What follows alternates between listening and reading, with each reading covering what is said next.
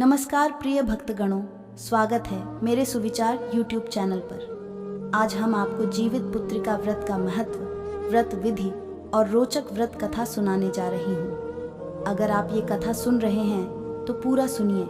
इस कथा को आधा अधूरा छोड़कर जाने की गलती मत करिएगा, क्योंकि इस कथा को आधा अधूरा छोड़ने से आपको पाप भी लग सकता है। अगर आप लोग जितिया व्रत किए हो तो इस कथा को एक बार पूरा ज़रूर सुने। जो माता आश्विन मास की कृष्ण पक्ष की अष्टमी को जीमूत वाहन की पूजा विधि विधान से करेगी, उसकी संतान के संकटों का नाश होगा। पार्वती जी के अनुरोध पर शिवजी ने उन मृत बालकों को पुनः जीवित कर दिया। इस कारण ही इसे जीवित पुत्रिका व्रत यानी जीवित संतान के लिए रखा जाने वाला व्रत कहा जाता है। यह व्रत वह सभी सौभाग्यवती स्त्रियां रखती हैं जिनको संतान होती है। साथ ही जिनके संतान नहीं, वे स्त्रियां भी पुत्र की कामना और पुत्री की लंबी आयु के लिए यह व्रत रखती हैं। आश्विन मास के कृष्ण पक्ष की अष्टमी को प्रदोष काल यानी जब सूर्य छुप रहा हो और शाम गहराने लगे, माताएं अपनी संतान की दीर्घायु, स्वास्थ्य और संपन्नता की मनोकामना से यह व्रत करती हैं। इस साल यह व्रत 6 अक्टूबर 2023 को हो रहा है। 24 घंटे के निर्जल व्रत को खरज्यूतिया कहा जाता है। ज्यूतिया व्रत विधि इस दिन चक्की में पिसे हुए गेहूं के आटे में गुड़ मिलाकर शुद्ध घी में पकवान बनाया जाता है। पुत्र के नाम का एक बंधन माताएं अपने गले में धारण कर लेती हैं। मान्यता है कि चक्की में वह संतान पीस देती है और जो कुछ बच जाता है उसे स्वयं धारण कर लेती है। इसकी पूजा शिवजी को प्रिय प्रदोष काल में करनी चाहिए। व्रत का पारण दूसरे दिन अष्टमी तिथि की समाप्ति के पश्चात किया जाता है। जीवित पुत्रिका व्रत महत्व। पार्वती जी ने एक स्थान पर स्त्रियों को विलाप करते देखा तो शिवजी से उसका कारण पूछा।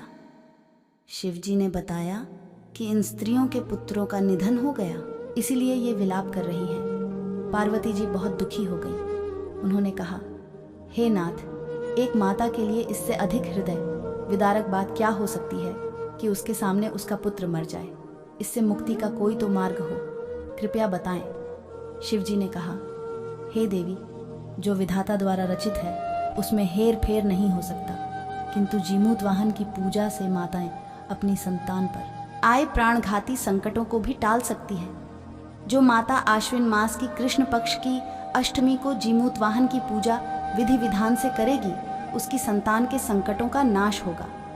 पार्वती जी के अनुरोध पर शिवजी ने उन मृत बालकों को पुनः जीवित कर दिया। इस कारण ही इसे जीवित पुत्रिका व्रत कहा जाता है। जीवित पुत्रिका व्रत कथा। दतिका गंधर्वों के राजकुमार का नाम जीमूत वाहन था। वे बड़े उदार और परोपकारी थे। जीमूत वाहन के पिता ने वृद्धावस्था में वानप्रस्थ आश्रम में जाते समय इनको राज सिंहासन पर बैठाया, किंतु इनका मन राजपाट में नहीं लगता था। वह राज्य का भार अपने भाइयों पर छोड़कर स्वयं वन में पिता की सेवा करने चले गए। वन में ही जीमूत वाहन को मलयवती नामक राजकन्या से भेंट हुई और दोनों में प्रेम हो गया। एक दिन जब वन में भ्रमण करते हुए जीमूत वाहन काफी आगे चले गए, तब उन्हें एक वृद्धा विलाप करते हुए दिखी। पूछने पर वृद्धा ने रोते हुए बताया, मैं नागवंश की स्त्री हूँ, मुझे एक ही पुत्र है। पक्षीराज गरुड़ के कोप से मुक्ति दिलाने के लिए नागों ने यह व्यवस्था की है। वे गरुड़ प्रतिदिन भक्षण हेतु एक युवा नाग सौंपते हैं। आज मेरे पुत्र शंखचूड़ की बलि का दिन है। आज मेरे पुत्र के जीवन पर संकट है और थोड़ी देर बाद ही मैं पुत्र विहीन हो जाऊंगी। एक स्त्री के लिए इससे बड़ा दुख क्या होगा कि उसके जीते जी उसका पुत्र न रहे। जीमूत वाहन को यह सुनकर बड़ा दुख हुआ। उन्होंने उस वृद्धा को आश्वस्त करते हुए कहा, डरो मत, मैं तुम्हारे पुत्र के प्राणों की रक्षा करूंगा। आज उसके स्थान पर स्वयं मैं अपने आप को उसके लाल कपड़े में ढककर वध्यशिला पर लेटूंगा, ताकि गरुड़ मुझे खाकर तुम्हारा पुत्र बच जाए।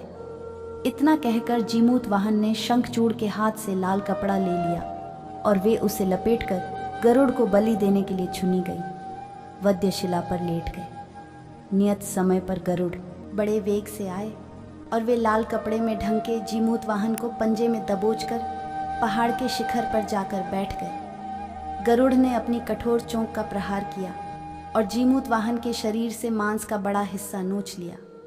इसकी पीड़ा से जीमूत वाहन की आंखों से आंसू बह निकले और वह दर्द से कराहने लगे। अपने पंजे में जकड़े प्राणी की आंखों में से आंसू और मुंह से कराह सुनकर गरुड़ बड़े आश्चर्य में पड़ गए, क्योंकि ऐसा पहले कभी न हुआ था। उन्होंने जीमूत वाहन से उनका परिचय पूछा। जीमूत वाहन ने सारा किस्सा कह सुनाया कि कैसे एक स्त्री के पुत्र की रक्षा के लिए वह अपने प्राण देने आए हैं। आप मुझे खाकर भूख शांत करें। गरुड़ उनकी बहादुरी और दूसरे की प्राण रक्षा के लिए स्वयं का बलिदान देने की हिम्मत से बहुत प्रभावित हुए। उन्हें स्वयं पर पछतावा होने लगा। वह सोचने लगे कि एक यह मनुष्य है जो दूसरे के पुत्र की रक्षा के लिए स्वयं की बलि दे रहा है, और एक मैं हूँ जो देवों के संरक्षण में हूँ, किंतु दूसरों की संतान की बलि ले रहा हूँ। उन्होंने जीमूत वाहन को मुक्त कर दिया। गुरु दिद्याच ने कहा, हे उत्तम मनुष्य, मैं तुम्हारी भावना और त्याग से बहुत प्रसन्न हूँ। मैंने तुम्हारे शरीर पर जो घाव किए हैं उसे ठीक कर देता हूँ। तुम अपनी प्रसन्नता के लिए मुझसे कोई वरदान मांग लो। राजा जीमूत वाहन ने कहा कि हे पक्षीराज, आप तो सर्वसमर्थ हैं। यदि आप प्रसन्न हैं और वरदान देना चाहते हैं तो आप सर्पों को अपना आहार बनाना छोड़ दें। आपने अब तक जितने भी प्राण लिए हैं उन्हें जीवन प्रदान करें। गरुड़ ने सबको जीवन दान दे दिया और नागों की बलि न लेने का वरदान भी दिया। इस प्रकार जीमूत वाहन के साहस से नाग जाति की रक्षा हुई।